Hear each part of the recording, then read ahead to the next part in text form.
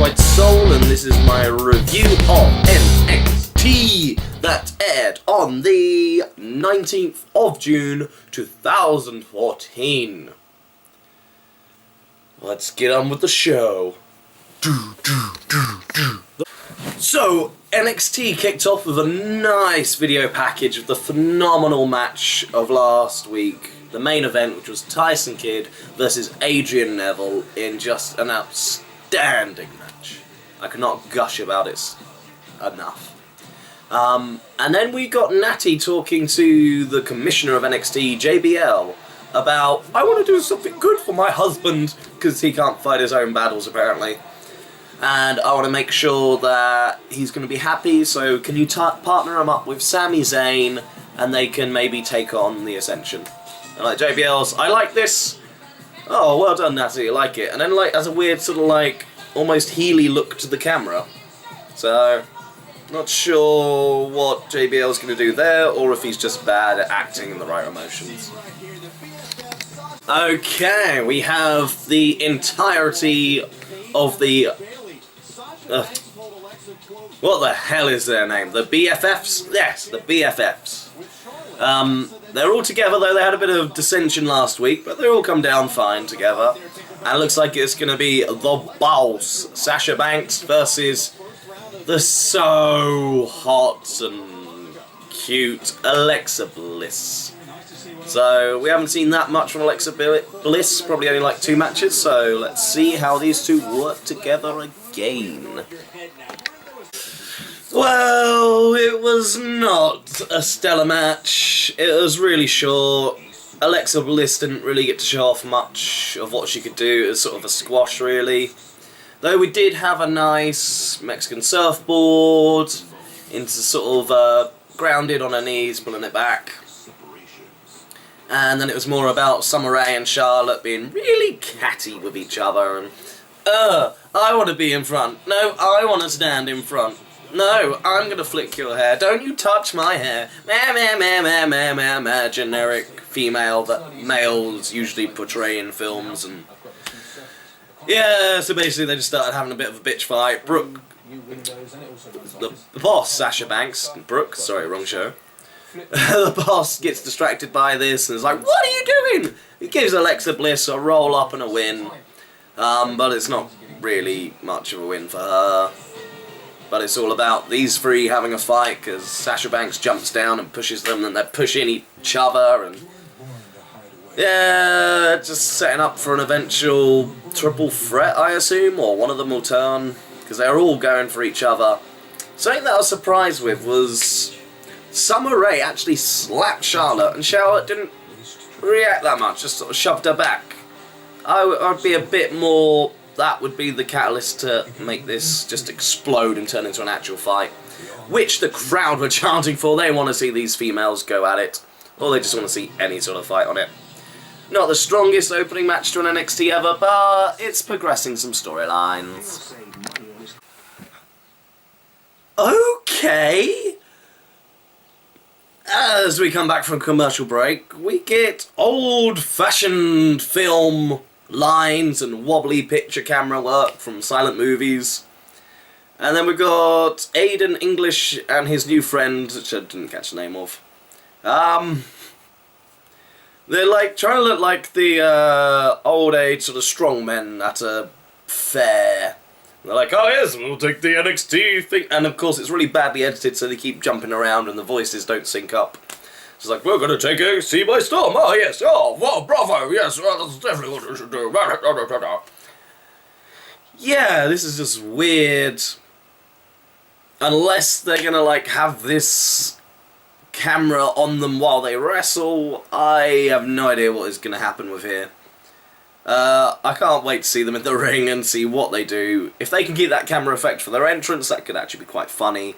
And if they're sort of just a comedy, sub-British tag team, because it's sort of that old style. But yeah, I was not expecting that. And it looks like the artist Aiden English has sort of dropped his singing gimmick, which did start getting a bit stale, but personally, I enjoyed it still, and so did William Regal, because loved the Roses. And we get Garrett Dillon, some dude I've never heard of, versus Mojo Riley. Oh, it's basically like NXT's John Cena.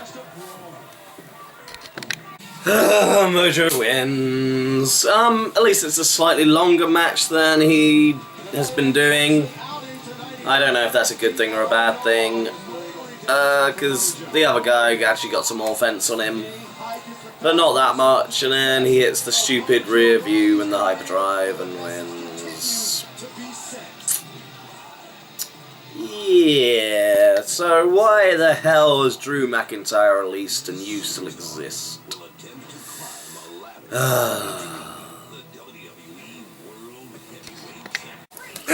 Tyler Breeze just entered the building! The #1 contender! Well, it happened!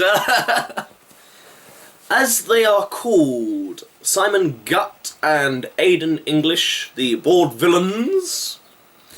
It goes all old-timey film, and he brings out a giant white cone, which used to be their version of megaphones, as Gutt holds a microphone to the other side of the megaphone, and he does their announcement. Ladies and gentlemen, boys and girls, children of all ages, these two gentlemen, yeah, so they are just doing old-timey carny gimmick, and Aiden's just walking down to the ring smoothly, while the other one, Simon Gatt, is just going wild around him, and then doing some old-timey squats on the ropes, and into the ring. Yeah, this is, let's see how their ring style works, but actually quite a fan of this entrance. It's stupid, but I can like stupid sometimes. Well, that was an interesting match. Simon Gott seems to like incorporating manly squats. And just every now and then just shouting, manly! I enjoy it. It's stupid, but it's a fun little gimmick. They're comedy characters. Yeah, Aiden English didn't actually do much in this match. Just a few tags in, and let Simon Gott really show off his stuff, and he sort of seems like a fairly good competitor. The finish was good. Got, whoever they were facing, I don't even remember them getting an intro. Got him up on the shoulders, did the rolling senton that Sheamus does, rolling Samoan drop thing that Sheamus does, and while he did that, he'd already been tagged in by Aiden English. He climbed up on the top and did this very terrifying looking swanton bomb, where he dived off the top rope and tucked at the last minute. Never seen him do that before, but it was a good move, looked quite exciting, and it almost like he died. But no, yeah, I'm quite happy with this team. Nothing amazing, but they're fun. And we get Colin Cassidy in the back, having a little interview, very brief interview, and just saying that it's about time that everyone starts singing a different tune. When the moon hits your eye like a big pizza pie, it's and then boops her on the nose and walks off. So I believe we are finally getting the return of Enzo Amore. I believe that's what his name is. It's been a very long time, and he must have been worried to pick up that phone after last week's cuts. But if these two are back together, I'm going to be so happy. They're a good tag team together. And they'll just make everyone else look soft! Okay, we have single action with Kalisto. So I wonder what that means for good old Ricardo. I like these two as a tag team, but we're going to see how Kalisto fares in singles action. I don't know how well he can speak English, so hopefully he can do better than the original Sin Cara did. And his opponent is the gorgeous one, Tyler Breeze. Oh, my heart swoons. Well, it started off as a traditional wrestling match with Tyler Breeze controlling it with headlocks. And then we get some examples of what Kalisto can do. Two moves I've never seen before in my life. One is the forearm that R-Truth does, where he spins wildly. I think he's the lie detector or truth detector, one or the other. But basically he does that from a spring, running at the rope, springboard, half turn into it, just look mental. Then another crazy move where he bounces off the ropes. Tyler Breeze goes for a sleep where he lays down onto his stomach. And Kalisto jumps onto his hands, walks backwards a bit, and then as Tyler Breeze stands up, drops his legs onto his shoulders, and throws him over into a roll, and he goes out the ring.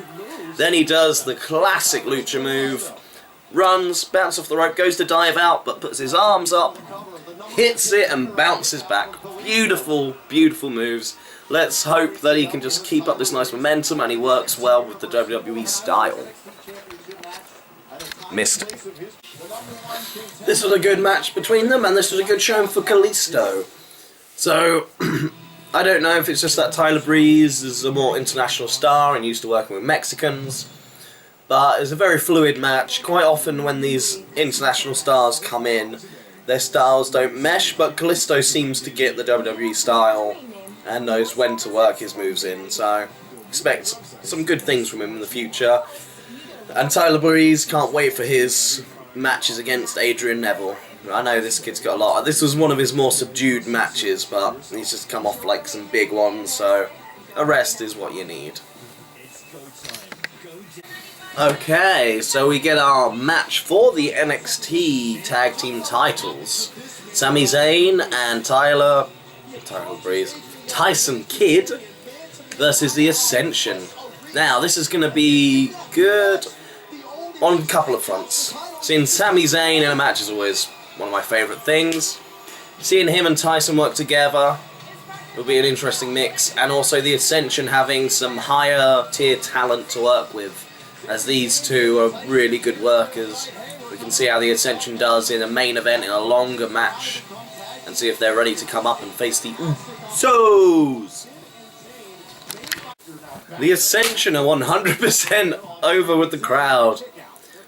They're getting "yah" chants, especially when they get him in the corner and just stomp away. Every hit is a "yah." And then afterwards the crowd are shouting, "One more yah! One more yah!" Tyson Kidd, they pan to his face and he is looking absolutely confused by this. So, good. The Ascension have a following. Will it go over into WWE? Because the NXT people have been a bit like, oh, let's see what happens. Unfortunately, it was not the testing ground I wanted for the Ascension. They look solid, their offense is good, so I think they do well. But again, I haven't really seen them in a really long match for them to get their teeth into. But this is more about the story, because Sami Zayn keeps battling to the corner, keeps getting cut off, and Tyson is like, I'm gonna walk out. You have the match, and just standing there on the entrance ramp as a snap. Nah, you've got it yourself. Like, he sort of thinks Sami Zayn was taking the whole match to himself, while Sami was trying to battle off both the Ascension to get to him. Sami Zayn eventually does, and he's like, what are you doing? Tag! Tag! But this gives the Ascension enough time to crush him in the corner, get the tag, and then we have the Fall of Man. Sami Zayn is pinned, Tyson Kidd looks like a dick. Let's see what happens next week on NXT. It was a fairly good episode. There were no, like, standout, brilliant matches, but some good debuts, set up for storylines. So it was more of like a sort of progression episode. It starts off some areas and where we're going. Sad we didn't see Adrian Neville, but I suppose he can't be on every 1 hour edition of NXT, or there would not be enough time for other stars. So, what are your thoughts and opinions? What were good, what were bad, who should not be around, who do you think is ready to come up to the main roster? Let me know, and I'll talk to you next time. Till then, TTFN.